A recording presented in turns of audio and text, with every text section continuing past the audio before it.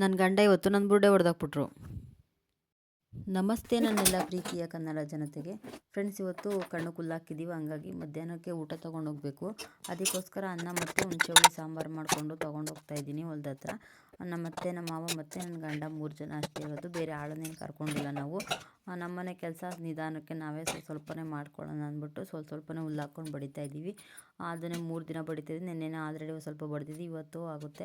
ಹಂಗಾಗಿ ಅನ್ನ ಮತ್ತು ನೀರೆಷ್ಟು ಮಾಡಿಕೊಂಡು ಊಟ ತೊಗೊಂಡು ಹೊಲ್ದ ಹತ್ರ ಬಂದೆ.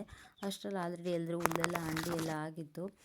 ನಮ್ಮ ಮನೆಯವರು, ನಮ್ಮ ಅತ್ತೆ, ನಮ್ಮ ಮಾವ ಎಲ್ಲರೂ ಎಮ್ಮೆ ಕಟ್ಟಾಕ್ತಾಯಿದ್ರು. ಹಾಯ್ ಫ್ರೆಂಡ್ಸ್, ನಮಸ್ತೆ. ನೋಡಿ, ಕಣ್ಣು ಫುಲ್ಲಾಕಿದ್ದು ಟ್ಯಾಕ್ಟ್ರಿ ಹೊಡಿತಾವ್ರೆ. ಇದು 2ನೇ ಟ್ರಿಪ್ಪು.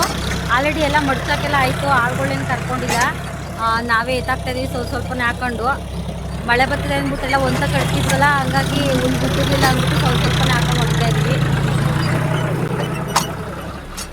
ಫುಟ್ಬಾಲ್ ಆಡ್ತೀವಿ, ಹುಲ್ನೇ ಫುಟ್ಬಾಲ್ ಆಡ್ತಾ ಇದ್ದೀವಿ.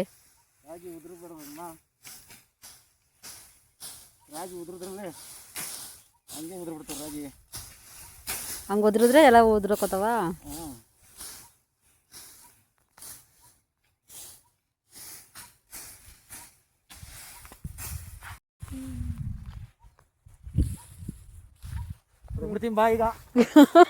ನಾನು ಹೆದರ್ಕೊಂಬಿಟ್ಟೆಲ್ಲ